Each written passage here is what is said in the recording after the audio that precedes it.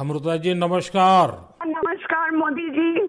आपका बहुत आभारी हूँ। आप मुझे चांस दिए हैं लोगों की सेवा करने के लिए। हम 100% कोशिश करेंगे। आपका चुनाव अभियान कैसा चल रहा है?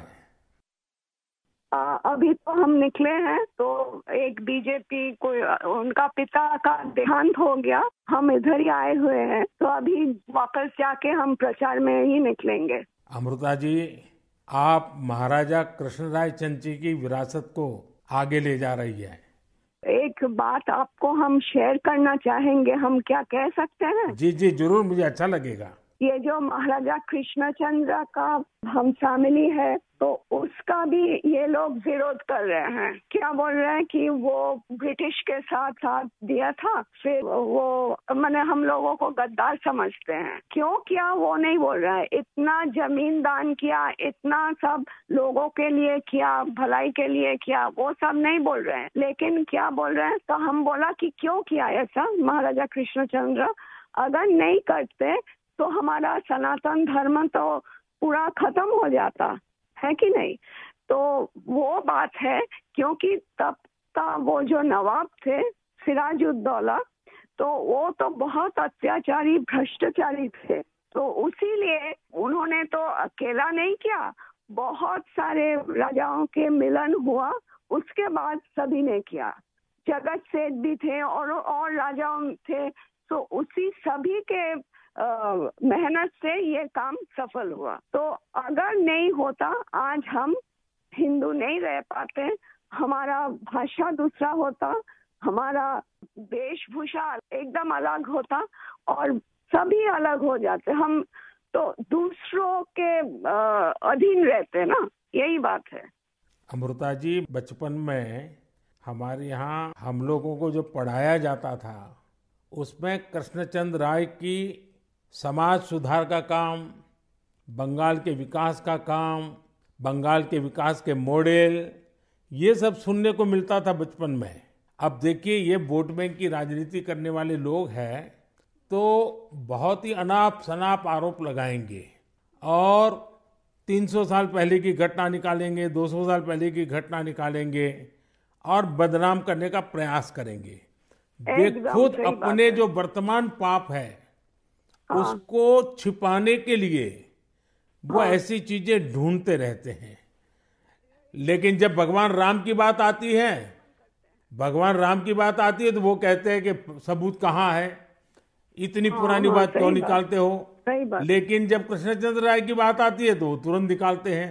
तो इस प्रकार हाँ से उनके दोगलापन होता है और आपको हाँ। इसका बिल्कुल मन में प्रेशर नहीं लेना चाहिए। नहीं आपने नहीं, हम तो लेते भी बंगाल नहीं का है। उज्जवल भविष्य और आपका हाँ स्वयं का जीवन भी लोगों के लिए रहा है। हाँ जी। और आपके सामने बंगाल की विरासत को बचाने की भी चुनौती है। और एकदम आप इसे सही बात। कैसे देख रही हैं आप? हम पॉजिटिवली देख रहे हैं। हमारा लड़ाई जो है लोगों का सेवा के लिए है, करप्शन हटाने के लिए है और वंचित लोगों के उपकार में आने के लिए है। आपने देखा होगा इन दिनों लड़ाई दो खेमों में बट गई है। एकदम। एक हमारा खेमा है जो इस देश से भ्रष्टाचार को मिटाने के लिए कदम उठा रहा है, और दूसरा हमारे सामने वाला खेमा है वो भ्रष्टाचारियों को बचाने के लिए इकट्ठे होना, एक दूसरे को बचाने के लिए लड़ाई लड़ना, आरोप करना। और जिन्होंने पहले खुद ने आरोप किए थे वो भी उनको बचाने में लग गए हैं। यानी उनके लिए देश उनकी प्राथमिकता नहीं है, सत्ता ही उनकी प्राथमिकता है। और इसलिए चुनाव में हमने भ्रष्टाचार मुक्त भारत बनाने के लिए लड़ना ही लड़ना है, क्योंकि हमारे देश के युवाओं का भविष्य उज्जवल बने, इसलिए भ्रष्टाचार से मुक्त देश होना ही चाहिए। आपको देखकर ही हम आए हैं। जी अमृता जी, मैं बहुत आपका आभारी हूँ, क्योंकि हमारी टोली को आपने जब ये बताया तो मुझे जरूर लगा कि मुझे एक बार आपसे बात करनी चाहिए। अमृता जी, बंगाल के अन्य इलाकों की तरह हाँ जी। कृष्णा नगर में भी बीजेपी को बहुत उम्मीद के नजर से देखा जाता है। अब आप वहां लोगों से मिल रही हैं आपको भी लोगों का उत्साह उमंग फील होता होगा। बहुत जनों ने बोला उन लोगों का डीए अटक गया। बहुत जनों ने बोला स्कूल में भर्ती कराने के लिए लाखों का पैसा चाहिए। बहुत जनों ने बोला हमको कि हमको बोला था कि घर देंगे, नहीं दिया। तो क्या बोले इसको। अमृता जी, मैं आपको एक बात बताता हूँ। हाँ जी। मैं एक लीगल एडवाइस ले रहा हूँ। हाँ प्लीज बोलिए। हमने बंगाल में ये ईडी वालों ने करीब 3,000 करोड़ रुपया इनका अटैच किया हुआ है। अब ये पैसा गरीब आदमी का पैसा है। किसी ने शिक्षक होने के लिए पैसा दिया, किसी ने क्लार्क होने के लिए पैसा दिया।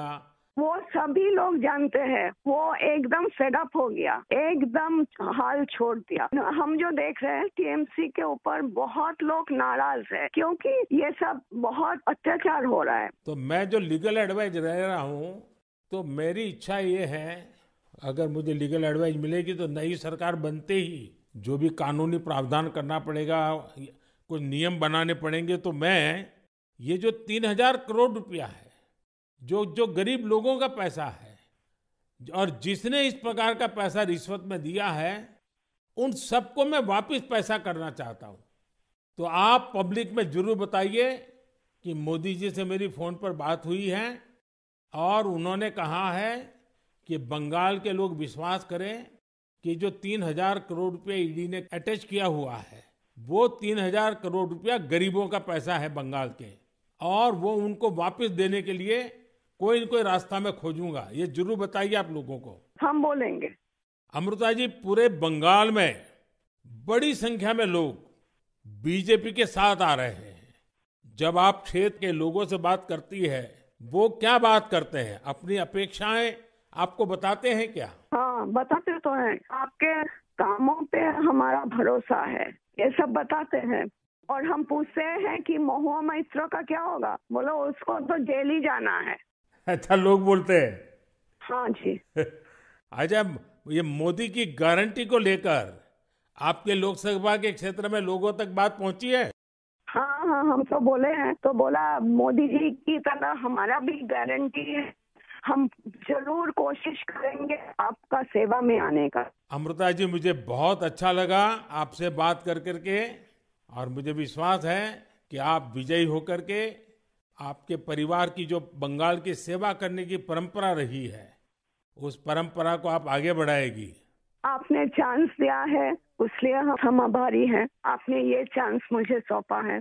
बस आप जीत करके आइए, हम मिलकर के बंगाल के लोगों की बहुत सेवा करेंगे।